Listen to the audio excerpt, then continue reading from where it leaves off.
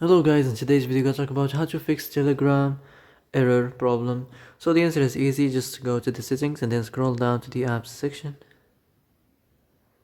And then go to the search and search Telegram.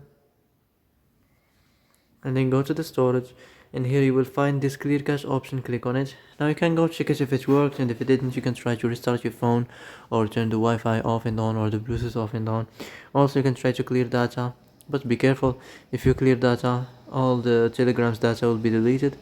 This includes all files, the settings, the accounts, the databases, etc. So be careful if you wanna clear your data.